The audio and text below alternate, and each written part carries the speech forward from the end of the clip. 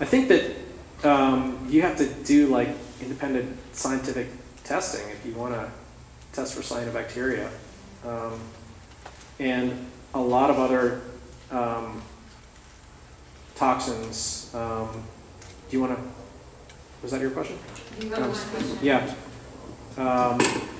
So I'm not sure. I'm not sure where we can get testing for these other toxins. I think they're expensive. You can maybe ask your the county health department, but I mean they rely on funding that filters down from federal to state to county as well, and their budgets have been, I think, impacted when it comes to testing and monitoring. That actually makes me think of another point that's not specifically related, so forgive me for kind of using that as a springboard, about the health and safety of our local fisheries.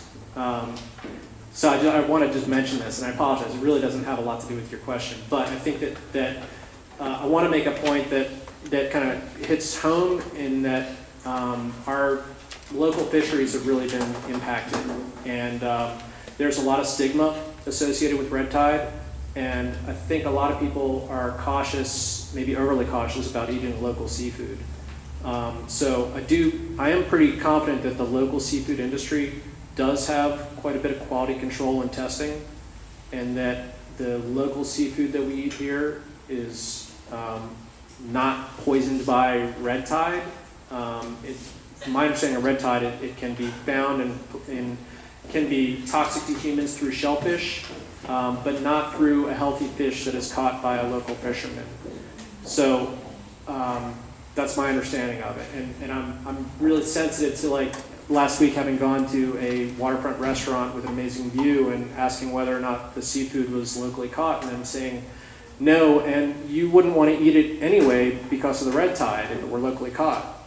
And I was just, I mean, that's just so wrong from my understanding, is that other things that we can do besides cleaning up our dog's poop and all the other things that we can, I would recommend that we buy local seafood to help our local seafood industry recover. So I'm sorry I didn't answer your question very well. It made me think of giving a plug for local seafood and local seafood restaurants. So I'm a commissioner in Northport. Was the, I want to talk about the good work in Northport, and they were the first city to pass the statewide stormwater rule resolution. We had 0 spills or leaks in Northport. We could keep up with science, and that's great. And I made a note of that, and I just jumped over it because I got lost. And so this Northport and Venice and I believe the city of Sarasota all passed resolutions promoting the reinitiation of the state stormwater rule, which I think is really important. So at the beginning of the Scott administration, not just because Governor Scott, but I think that there were a lot of factors. There was an effort underway to create the statewide stormwater rule, which would have addressed a lot of these broad-scale nitrogen and phosphorus pollutants in our waterways, and it failed, and it was basically taken off the table about 8 years ago. So now, in a different political climate, in light of the last devastating red tide, there's an effort underway to get that state stormwater rule back on the books, and great work by local communities like Northport. That's great leadership, as well as Venice and the city of Sarasota, and hopefully Sarasota County will take a look at a resolution, and with enough grassroots support, and I think a fairly receptive state agency, we can reinitiate this process of getting a smart, science-based stormwater pollution rule back on the books. And I hope that, so the secretary of the DEP right now is a man named Noah Valenstein, who is a holdover from the Scott administration, but he came late in the Scott administration to his post, and generally has gotten good marks from the environmental community, and I kind of look forward to working with him if he does stay on as the DEP commissioner. I think that as an agency head, he'd be well placed to try to promote something like some smart stormwater rules. FDEP has gone to Swift to see how they can. If you want to speak, could you speak? Yeah, so she said that FDEP has actually gone to SwiftMud to discuss that, and that's great to hear. And I think SwiftMud has been so dramatically altered over the last 8 years. They're going to need a lot of pushing from DEP and us. They need to be reconstituted and refunded. Is the rising temperature of the Gulf of Mexico and onshore waters also fueling red tide? The answer to that, I believe it is. I've seen studies that have suggested that that is contributing. All these dynamics interacts in so many different ways that there's some good science out there that say that we know this, and this, and this, and this, and these many things are all contributing factors to red tide, and rising temperatures, I believe, is one of them. And one of the other scientific studies that was of interest to me was by Dr. Larry Brand, and I'm going to plug him because Suncoast Waterkeeper is having a brunch on March the 3rd at the Bradenton Yacht Club. I have some flyers here, and he's going to be our guest speaker. He is a University of Miami PhD, I think he's an oceanographer. He has been historically one of the very well respected red tide researcher who did an article that really showed, again, this goes back to the naturally occurring argument, that yes, it's been naturally occurring. He looked at instances all the way back from when the conquistadors came to our shores, but then he showed like the trends of red tide as reported. And of course, like today, it's eaten up by social media. So, it's amplified in our minds and in the public through social media, but he tried to filter for that as well and showed that with the increase in development, we've had increasing red tide. And again, it's common sense, but there's some good, hard, peer-reviewed science that also suggests that our human activities are significantly contributing to red tide. And it's becoming more and more difficult because, our rising temperatures in our oceans are something that, it's going to take this incredibly difficult collective effort to address. In a state with no income tax and an increasing drain on property taxes for needed schools, where does the city, county, state get funds to deal with these issues? Really good question. So I think that there's going to be more money flowing from Tallahassee, but that, I don't like to rely on that. And so I go to these like government meetings and they're like, we're going to get money from Tallahassee. So let's not do anything until we figure out how much money we're going to get. And then we'll figure out what to do.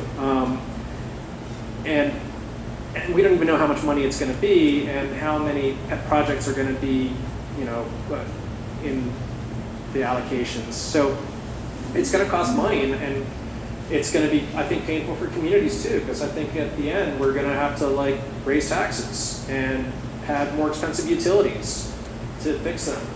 We have to pay for schools, we have to pay for sewage systems, we have to pay for our stormwater systems. And it's going to be, the burden's going to be borne by all of us. And in some cases, it's unfortunate, some of the communities that have the worst sewage problems are the poorest communities. So they might feel a little worse. And that's where I think that counties can be progressive and come up with ways to help those folks that have less money to deal with their infrastructure problems. But that's a tough one. I mean, it's going to cost money. I like the idea of actually there's, in Pinellas County, they had a penny for Pinellas. And I like the idea of like a penny for clean water sales tax or something like that in Sarasota. I haven't really thought that one through. And I'm sure a lot of people get angry if I talk about raising taxes. So you touched upon how we have engineered your stormwater to be quickly diverted to the bay. Additionally, we have engineered our natural shorelines to hold back the bay by building seawalls. Can you provide any information on the benefits of living shorelines or hybrid shorelines as a way to uptake nutrients before they enter the waterways? Absolutely, yeah. I'm a big fan of living shorelines. Natural shorelines are the best, but there are opportunities to enhance the existing natural shorelines that we have, to increase their value not only for habitat, but also for nitrogen uptake and filtration. And then there are great opportunities to convert our flat seawalls, like the lady that lives in South Longboat was talking about the canals with the lights along them. You know, there's just miles and miles and miles of these dead zone seawalls that provide great opportunities for increased habitat, not only just on the seawall by creating more natural shoreline and putting riprap in. If you go to Marina Jack to O'Leary's, they've created a kind of an example of a living shoreline that's engineered to recreate a seawall and then engineer it so that it becomes more natural habitat. These things are expensive again though, and it is a regulatory environment for doing anything that touches the water. It makes it very difficult to do. So we're seeing kind of the beginning of that, and the pioneers of it are typically local governments and universities and major landowners that can afford to hire the engineers and go through the permit process to then recreate a natural shoreline from a seawall. And then you need to study it for a while because the regulators are very skeptical about putting new structures in the water. They're afraid that it'll become like a haven for lionfish, let's say. They want to give it some time to see how they function and how we can improve them, and then loosen up the permit regime so it becomes easier for folks like your neighbors on South Longboat to re-engineer when your seawall starts collapsing, re-engineer to provide an environmental benefit. So that's exciting. One of the settlements that we have for the case that I did up in St. Pete area is as part of they have to fix their sewage system, but then they have to do like a fine, and instead of paying money, they agreed to do a living seawall. And I'm excited to see that come about. There's two more down here. Okay. How does Mississippi River nutrient pollution play into this? Yeah, so good question, and it's a similar question to how the blue-green algae coming out of Lake Okeechobee plays into this. Because ocean currents are, dynamic, I guess.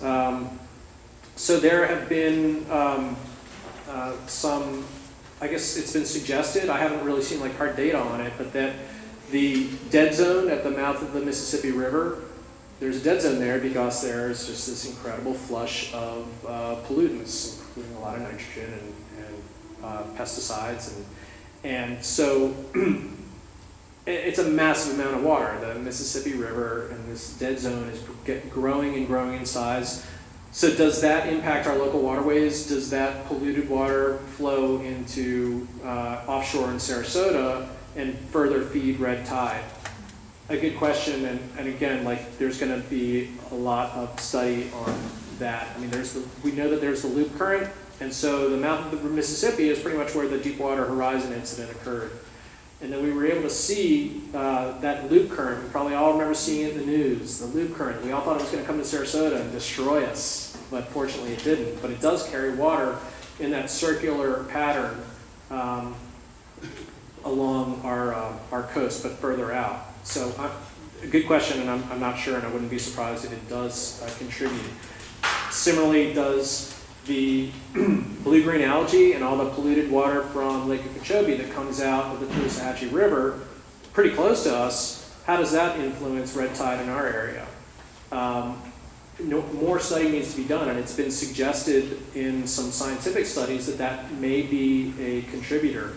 It would make sense to me, although I think the predominant currents of the loop current bring water from north to south, but I believe that there are also eddies and flow and interaction between waters to the south of Sarasota County and Sarasota County waters. So that blue-green algae dies off and then could become additional fuel for Cape Brevis.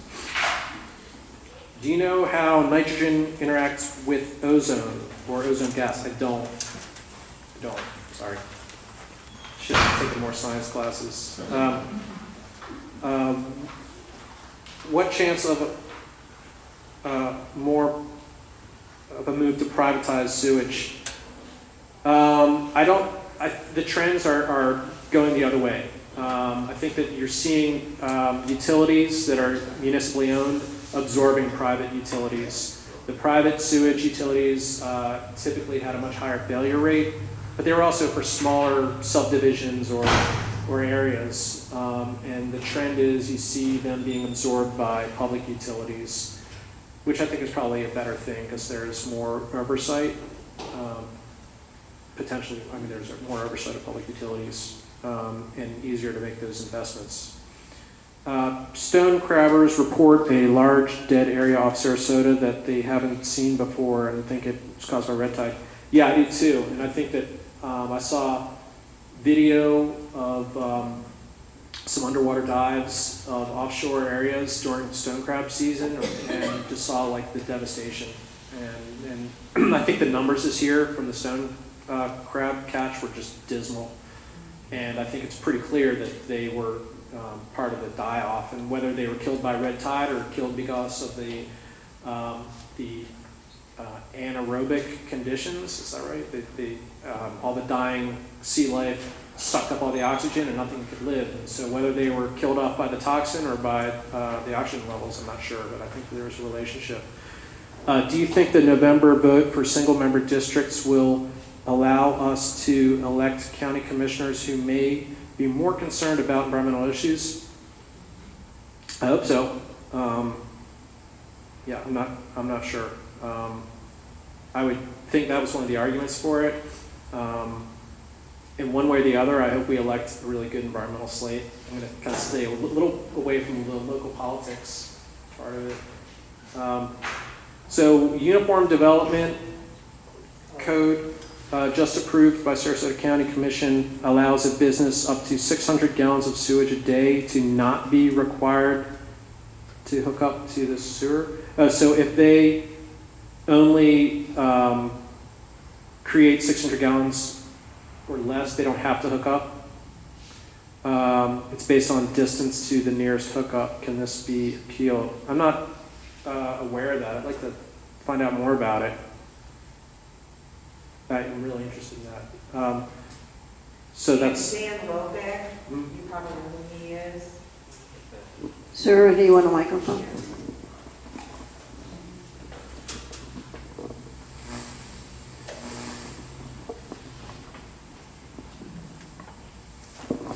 Dan Lobeck actually addressed it before the county commission, before the code was going to be adopted.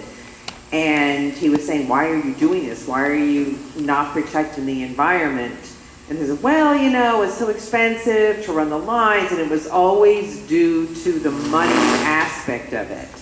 So they know damn well that this is causing pollution, just as the second part of the thing I'm writing there, where there are homes that are on the intercoastal, especially in the Pine Shores neighborhood, that have septics in their backyards, and the raw sewage is going right into the water, and the county is saying it's too expensive to run lines by you. Right.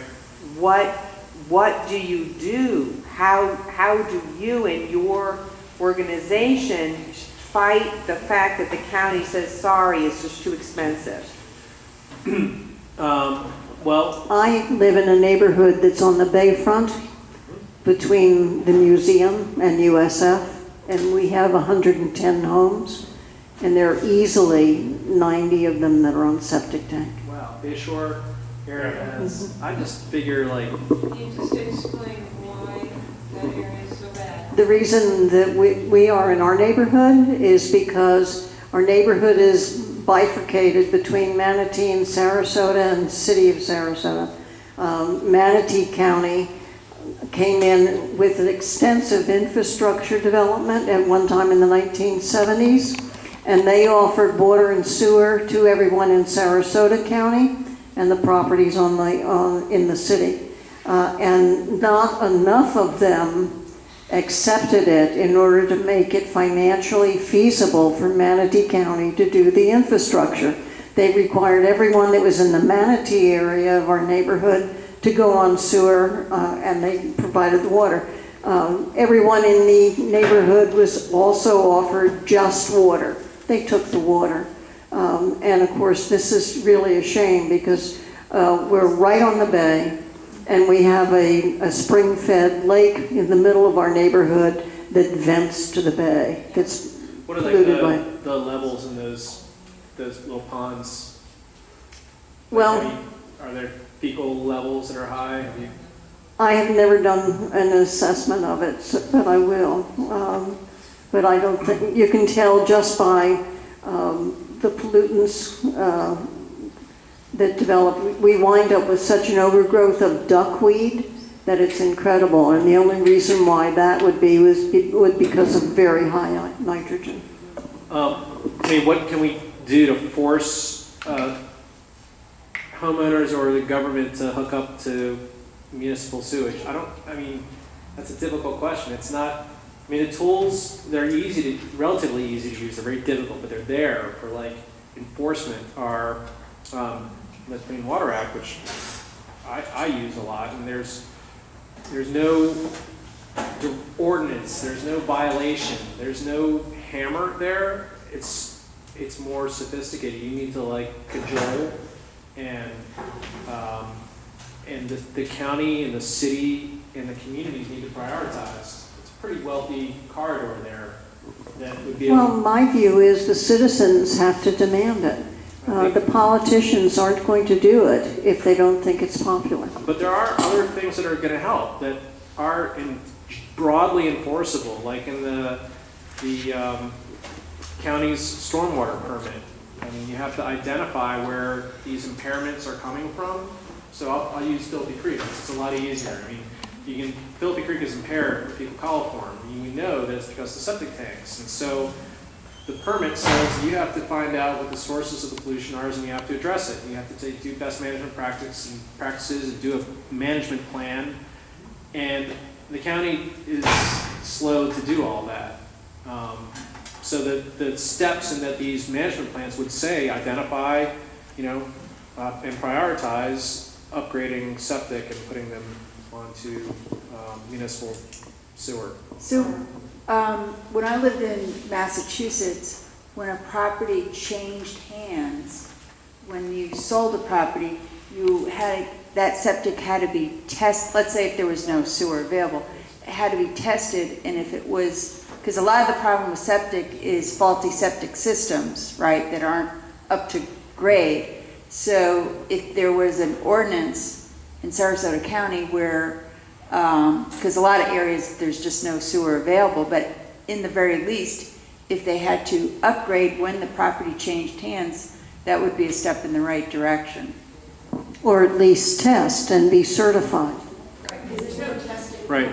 Right. I mean, We and sold houses in Sarasota had to be tested 10 years ago. So I imagine the real estate concerns in Sarasota County would be crazy about that, but I think that's a great idea. Do any of you know of other places that have that, or anybody know much about whether that's something that's been considered in Sarasota? Where is our municipal sewage treatment system? Well, in Sarasota, it's back on 12th Street. That's correct. Like this side of 301 and between 11, I think. 12th Street between Orange Avenue Yeah. and 301. Yeah. How are we doing on time for you? It's 8:51. Okay, we've got one I more like the question idea over of here. ordinances like that, and also ordinances. One of the things that we addressed up in Pinellas County was mandating that local governments there enact a lateral sewer ordinance, which is another big problem.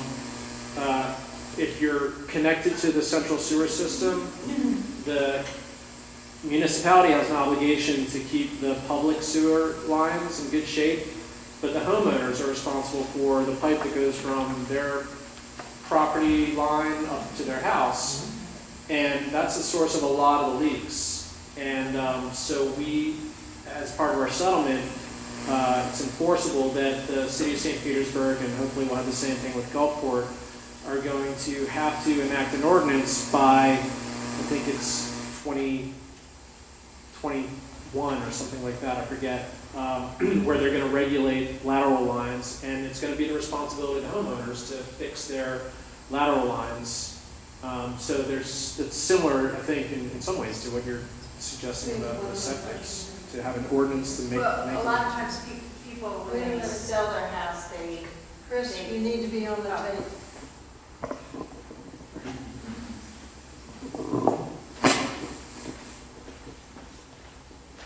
So they do this in Massachusetts, but when people sell their house, they kind of contemplate the cost, or they have their septic pre-tested to see if that cost, which is borne by the seller, whether or not they're going to have to replace the system, or, but you could also do something like that for sewer lines and homes when the property changes hands. Right.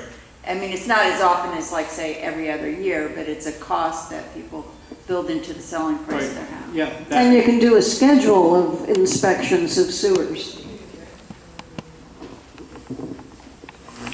I'm sure you're aware that the county is considering doing a water quality summit. I've heard, yeah. So, since you're so well versed in all these aspects of it, Commissioner Hines is the one that's considering it and wants to get all the agencies together and get all the information that he can to see if a summit is, in his words, to get the logistics of a potential summit. So I'm assuming you've been in touch with the commission?